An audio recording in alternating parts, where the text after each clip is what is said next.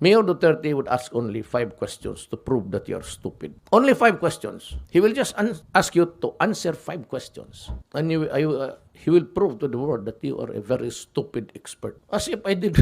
You must remember, baka akala nito, I took AB Foreign Service. Check it out with Lesio. Political Science, then I add another one. Because I had an accident, so motors accident. One of the many. So, na-late ako ng isang semester. So, may extra time I took consular practice and procedure, geopolitics, world trade, international trade. Baka ninyo kayo magkaputang ina. Uy, mga ulol. Sabi, debate. Nga ninyo ma-enforce yung mga order ninyo dyan. Ninyo mga tapos-tapos yung patayan. Then you worry about the lives of criminal, with the bones of the criminals piling up. And so, how about the bones of the other guy on the side? Those who were killed innocently. Had we not stopped it, so the count will continue in favor of the criminals. Just imagine, kung hindi, had I not been the president. And the top narco general was the military aide of a presidential candidate. What would have happened to this country? Gentlemen and ladies, it's 3 o'clock in the morning. And if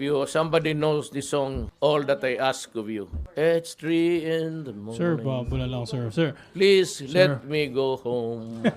Sir, hindi kayo magkaroon ng serious repercussions po yung statements na binigay nyo about UN just now, sir. What is repercussions? I don't give a shit to them. They are the ones interfering. You know what? They should have started it with the protocol. No?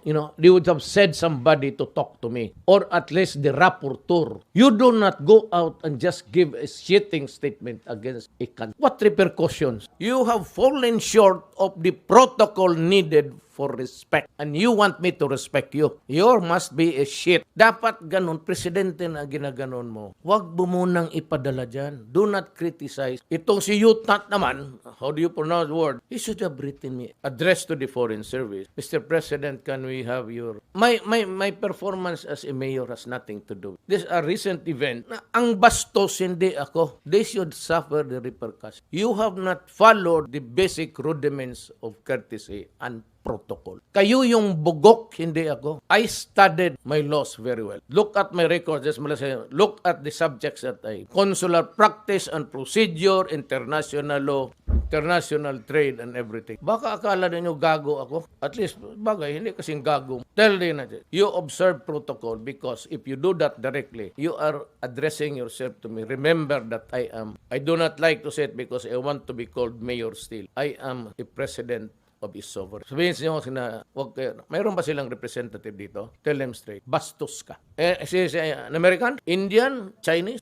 Filipino? Or what? America. Tell this American, show your respect. Show your respect. Because sabihin ko, let's start to criticize him. Why are you Americans killing the black people there, shooting them down when they are already on the ground? Answer that question. Because even if it's only 1 or 2 or 3, it's still human rights violation. God damn, you tell that to that American there. Or better still, tell him that I will pay him a visit if there is time. You just tell me where I can find him. So the mayor is asking where can he see you? Ako pupunta doon.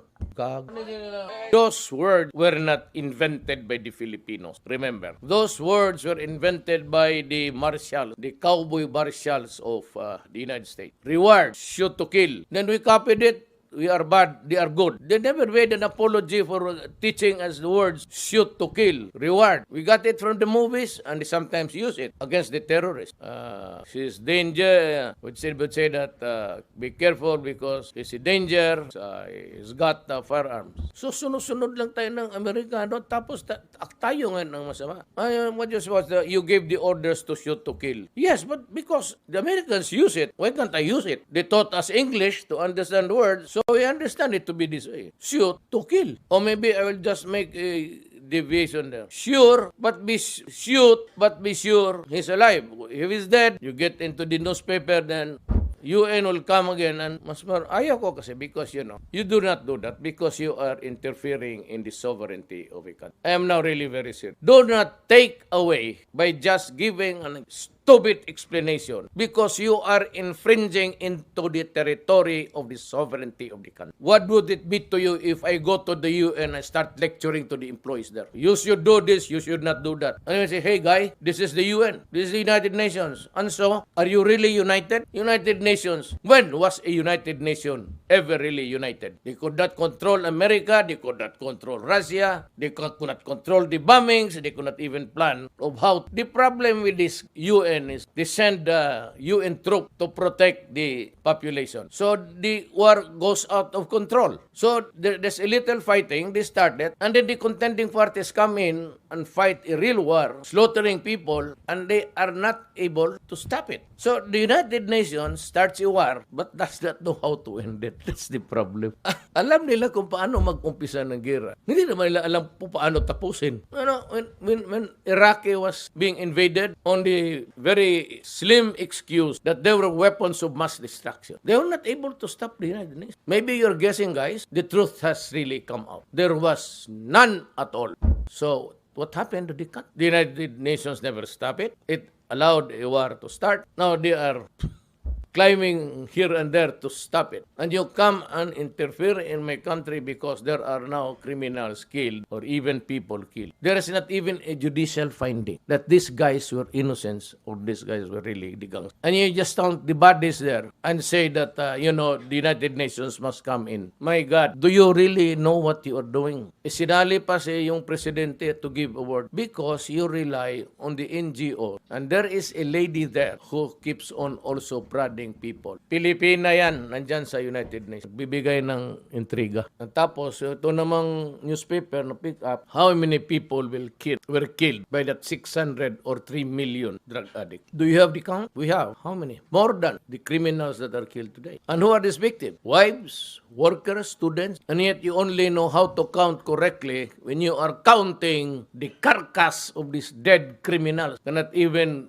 a kind language or sentence of those who have died in the wake of a drug problem is serious. So the next time you issue it, I do not want to insult, but maybe we'll just have to decide to separate from the United Nations. Kung ganun kayo kabastos, putang ina, umalis na kami dyan sa inyo. So take us out of your organization. You have done anything also. When were you here the last time?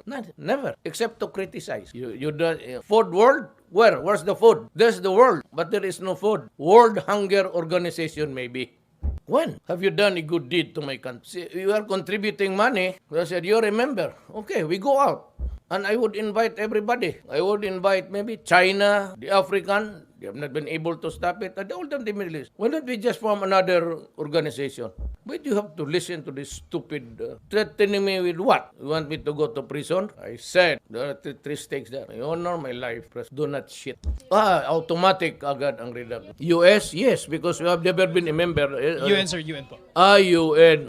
The joke is on you. You have to refund me with the so many contributions that you have made all this year. So, ulit ninyo yung contribution namin. We would go out. We contribute a certain amount to the maintenance of the UN, right? You return the money to us and we will go out. I can build, with that amount, I can build so many rehab centers all over the country. But there was a time, I think, that a few countries really contemplated of going. One was China. I do not know what's inside there. But, huwag ninyo akong because it's an affront when you do that. If it is really the Congress or the people of the Philippines would say that I am not doing, I would verily accept that. But you do not just throw that kind of allegation or state without coming even here to just relying on the reports of the newspaper. That's what you do. That's what you do. Newspapers and this stuff.